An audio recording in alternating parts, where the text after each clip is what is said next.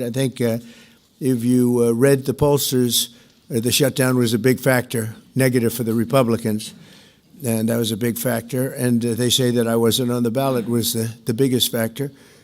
But I don't know about that, but I was honored that they said that. Maybe the fact that you were honored is why they said it?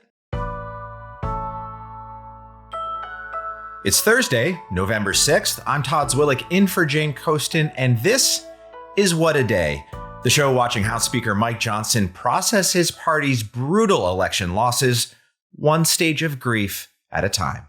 First, of course, there's denial. I don't think the loss last night was any reflection about Republicans at all. Then there's anger. I think people are frustrated and angry, as we are. Then you move on to bargaining. We look forward. We're looking forward to a great election running on our record, and we're gonna get all of our incumbents reelected. And depression. We woke up very early, and we talked about the outcome. Still waiting on that final stage, Mike. What does it take to reach acceptance when you're Mike Johnson? On today's show, President Donald Trump notches another record into his belt, the longest government shutdown in American history. And in California, Republicans sue the state over Prop 50 just hours after it passes.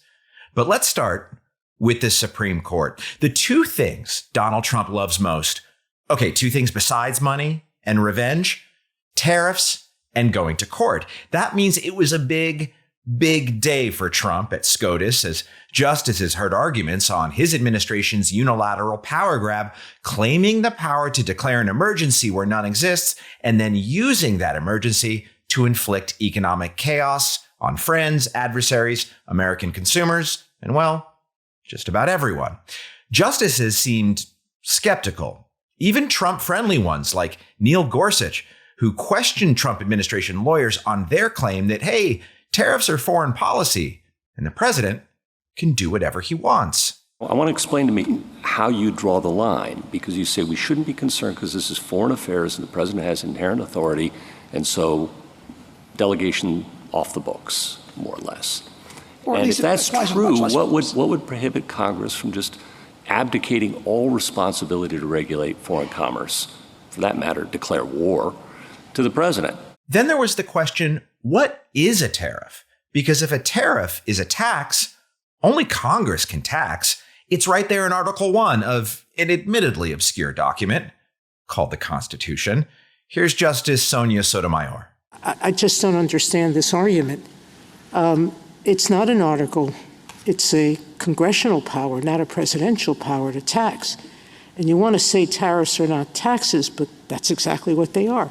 Of course, even if you're not a lawyer, maybe especially if you're not a lawyer, the main effect of Trump's tariffs is confusion. Liberation days followed by deadlines that never materialize, and global economic policy by Truth Social Post. And Nebraska Republican Don Bacon, who's not running for re-election in the House, knows that that spells chaos. And markets, they hate chaos. The tariff strategy has been a lot of tariffs on and off again, and it's been very unpredictable. And I think our economy has had instability because of this. And the average person, when they go to the supermarket, as you say, they've not seen an improvement. Oregon is one of the states suing the Trump administration over tariffs. To find out more about what they argued at SCOTUS and what might happen if skeptical justices give Trump a very rare L, I talked to Dan Rayfield. He's the Attorney General of Oregon.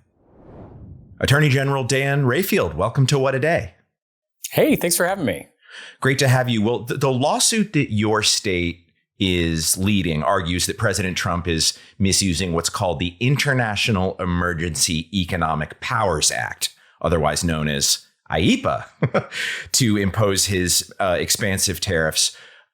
First of all, did Neil Gorsuch say IEPA today? And second of all, can you break down the argument at the heart of your case? Yeah, absolutely. I think that's the one thing Americans didn't think they would have to learn this year is what IEPA stands for. But the case is pretty darn simple. unusual, right? In the history of IEPA, right, this emergency power, no president has ever used it to set tariffs. And there's a reason for that, is because Congress, when they contemplated how much power they should give to the president, and that's one thing Americans got to remember, is that the Constitution gives that sole power to Congress. Congress has given some of that power to the president. And they created these specific statutes to do that. And they created safeguards, right? They wanted safeguards for our consumers so our prices don't go up. They wanted predictability for small businesses. So you had length, duration, amounts, all these type of safeguards for American people, frankly, as Congress and their sole discretion to really engage in this area. This is the first president that used this emergency power to set tariffs. So incredibly unusual in the way that they went about it. And that's why the lower courts, 3 judges, ruled that he'd abused an emergency power, he being Trump. And then now you had the federal circuit say, yep, you abused a power. Now we're at the Supreme Court. And today you really started to hear the justices grapple with the gravity and the immensity of the power that Trump is trying to claim. Were there any specific moments at the oral arguments? I know you attended here in Washington. Any comments from particular justices stand out to you that give you an indication of how uncomfortable they are here?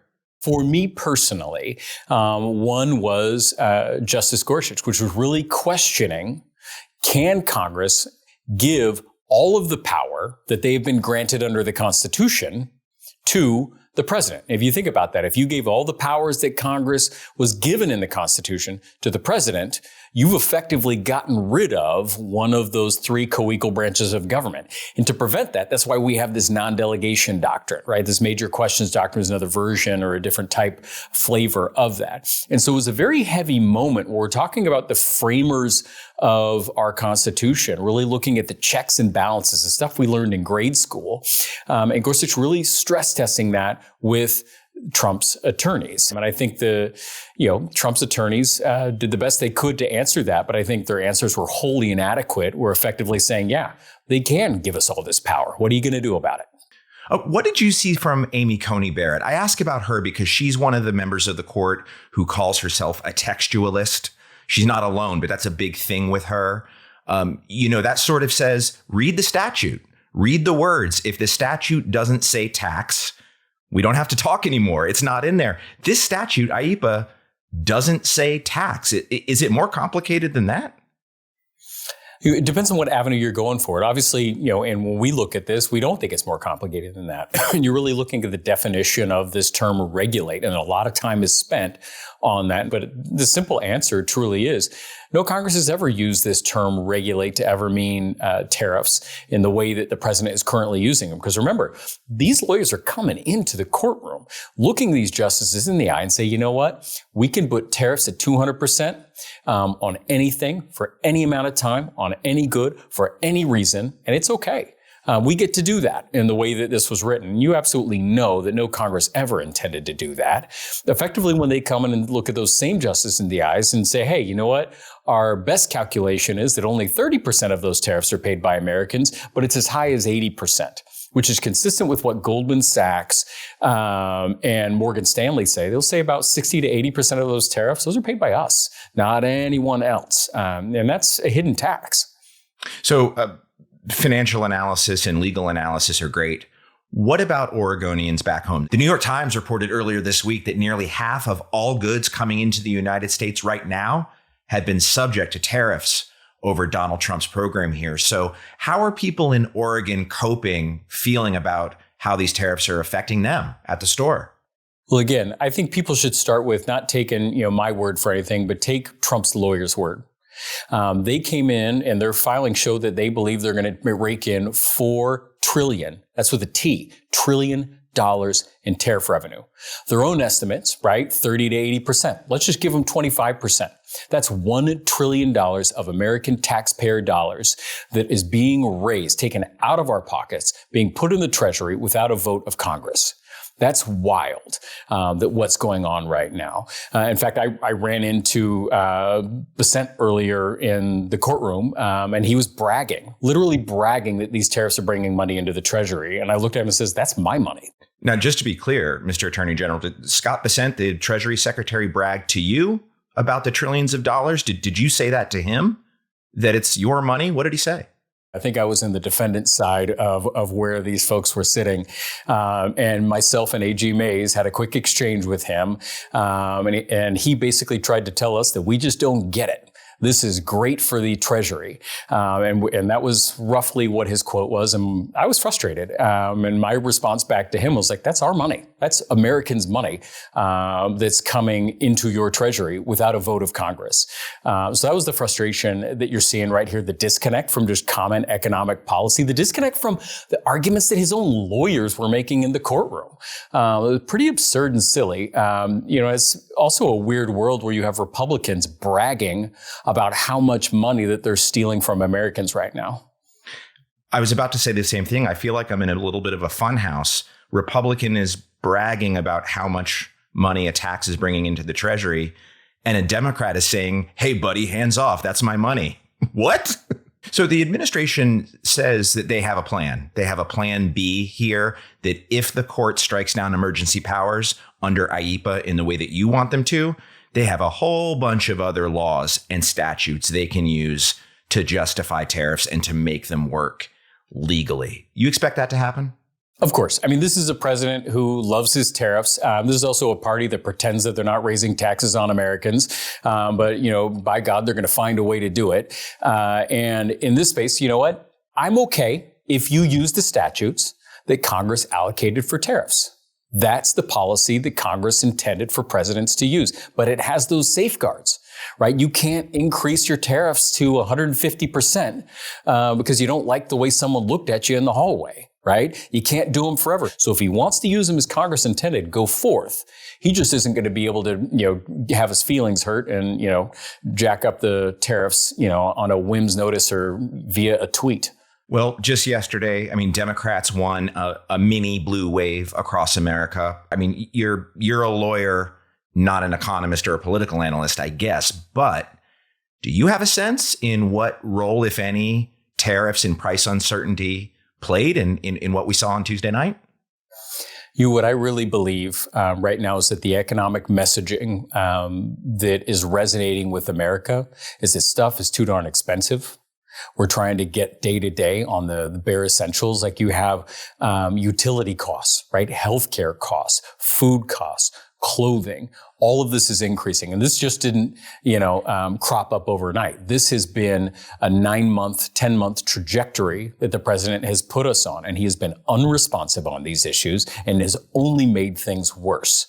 And the people that were successful, frankly, I don't know if it was necessarily party, but the people that were successful are the ones that were talking about an economic message that is helping struggling Americans. And that's why those candidates won. In personal opinion, why I believe that they won last night.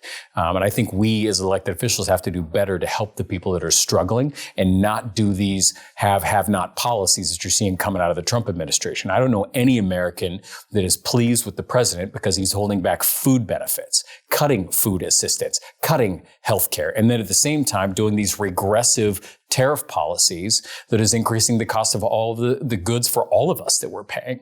This is about as backwards as it could get. And this is entirely the opposite of what the president was claiming he was going to do a year ago. It is a betrayal of his campaign promises and where they're going. And I think you're going to continue to see this go on to the next year. And I think hopefully next election cycle, we'll have another positive election cycle and we can start turning this country around. Dan Rayfield, Attorney General of Oregon, thanks for joining us. Thanks. There are massive structural disadvantages for progressive voices on YouTube. When you subscribe to What A Day, you help surface progressive political news in the algorithm, get it in front of more people, and reach undecided voters. So subscribe to our channel. And if you already are subscribed, thank you. We will be back with the headlines after some ads. What A Day is brought to you by Aura Frames. It's really hard to find a gift everyone actually wants, but Aura Frames is a gift your whole family will actually really like. I take tons of photos and I want to share them, especially with my dad and my friends. Aura makes that easy. You just download the Aura app and connect to Wi-Fi, no fees, no anything. You can preload photos before it ships and keep adding from anywhere, anytime. You can even add a message before it arrives, and you can share photos and videos effortlessly, straight from your phone all year long. A gift box is included. Every frame comes packaged in a premium gift box with no price tag. Named #1 by Wirecutter, you can save on the perfect gift by visiting auraframes.com. For a limited time, listeners can get $20 off their best-selling Carver Mat frame with code AURA20. That's AURAFrames.com, promo code AURA20. Support the show by mentioning us at checkout. Terms and conditions apply. So as you know, we are in the midst of a disastrous Democrat-created government shutdown, and it is Democrat-created, but I don't think they're getting really the blame that they should. That's now officially the longest shutdown in American history. President Trump addressed a room full of Republican senators at a White House breakfast on Wednesday and again called on lawmakers to end the Senate filibuster. The filibuster requires a 60-vote threshold for advancing most legislation, and ending it would let Republicans steamroll the Democratic minority and end the shutdown, among many other things. Multiple people who attended the breakfast told Axios that the room was, quote, eerily silent and also, quote, uncomfortable. One reason for that might be that Senate Republicans have no interest in nuking the filibuster, no matter how mad Trump gets. Senate Majority Leader John Thune told reporters Wednesday that ending the filibuster is, quote, just not happening. Trump also used the time to blame the shutdown for the widespread Republican defeat in Tuesday night's elections. Maybe he's onto something. I think if you read the pollsters, the shutdown was a big factor, negative for the Republicans, and that was a big factor. And they say that I wasn't on the ballot was the biggest factor, but I don't know about that, but I was honored that they said that. Maybe the fact that you were honored is why they said it? Anyway, Democrats have been fighting to extend the enhanced subsidies that have made Affordable Care Act premiums more affordable since 2021. Trump has refused to negotiate the issue until the government is reopened. And look where that's gotten him so far. Senate Minority Leader Chuck Schumer said on the Senate floor Wednesday that he warned President Trump that ignoring Democrats would come back to haunt him. Republicans shouldn't ignore us anymore for their own good and the country's good. So this morning, Leader Jeffries and I once again demanded a meeting with the president. It's time to sit down and negotiate with Democrats to bring this Republican shutdown to an end. Republicans said Wednesday they're working on a new proposal for a deal, but Dems said they haven't even received it yet. So don't bet on things opening up anytime this week. We have filed this lawsuit because the map enacted in Proposition 50 for California's congressional districts is unconstitutional. The map is designed to favor one race of California voters over others. Lawyer Mike Colombo spoke on behalf of the California Republican Party Wednesday, which wasted zero time trying to undo Democrats' massive Election Day win. The California GOP filed a federal lawsuit claiming the districts created by Prop 50 are unconstitutional after voters overwhelmingly approved it. The suit argues the plan gives Hispanic voters a disproportionate voice in House elections, violating the 14th and 15th Amendments. In other words, a racial gerrymander that Republicans don't like. It's the exact argument Democrats made against Texas Republicans earlier this year when the GOP redrew maps seemingly to dilute black voting power through its own brand of creative cartography. Republicans have been redrawing maps to maximize white voting power for decades. Just look at Alabama, Louisiana, North Carolina. The list goes on. But California's Prop 50 was a direct response to the new map in Texas this year. California Democratic Governor Gavin Newsom's office responded to the lawsuit in a tweet that ended simply, quote, "Good luck, losers." A fragile truce between Israel and Hamas is holding, barely, as both sides continue a grim exchange of remains under last month's U.S. brokered ceasefire. On Wednesday, Gaza's Nasser hospital received 15 more Palestinian bodies returned from Israel. Since the deal began, the Red Cross has transferred 285 remains in total, though health officials in Gaza say they've struggled to identify them without DNA kits. Israel has returned 15 bodies for each Israeli hostage returned by Hamas. This week's exchange came after Hamas handed over the body of Itai Chen, an Israeli soldier killed in the October 7th attack that ignited the war. Both sides accuse the other of violating the deal's terms, but the ceasefire can't move on to the next phase until all hostage remains are returned. Only then will diplomats begin negotiating the next step, an international security force for Gaza. I got indicted too. I made a phone call. Congratulations on your victory. He made a phone call. Let's indict him.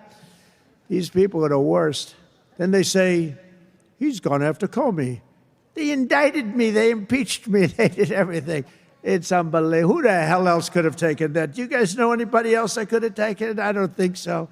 President Trump seemingly went off script again at the America Business Forum in Miami on Wednesday, ranting about being indicted as his case against former FBI Director James Comey hit a snag in the courts. The Department of Justice indicted Comey on 2 charges in late September, lying to Congress and obstructing a congressional investigation. Both charges stem from a Senate Judiciary hearing in 2020 when Comey told Texas Republican Senator Ted Cruz that he had not authorized anyone at the FBI to anonymously share information with the press. Comey's lawyers have already filed multiple motions to dismiss the charges, one of which says the case is an act of vindictive prosecution, a result of Comey's frequent criticisms of the president. Comey's lawyers also recently argued they're at a disadvantage because they haven't been able to review information that was collected years ago during an investigation into FBI media leaks. On Wednesday, the judge agreed, ordering federal prosecutors to turn over grand jury materials and other evidence to Comey's lawyers by the end of Thursday. He also said he was concerned that the Justice Department's position had been to, quote, indict first and investigate later. How about that? And that's the news. That's all for today. If you like the show, make sure you subscribe, leave a review, turn on parental controls for recent clemency recipient and disgraced ex-Congressman George Santos, and tell your friends to listen. And if you're into reading, and not just about how George Santos processed the outcome of New York's mayoral election by tweeting, quote, "Fuck you, Curtis Sliwa. I hate you, your dumb wife, that stupid beret of yours, and all your fucking cats." Like me, What a Day is also a nightly newsletter. Check it out and subscribe at crooked.com/subscribe. I'm Todd Zwillick. Curtis Sliwa has 17 cats. George Santos has 17 aliases. Call it a draw.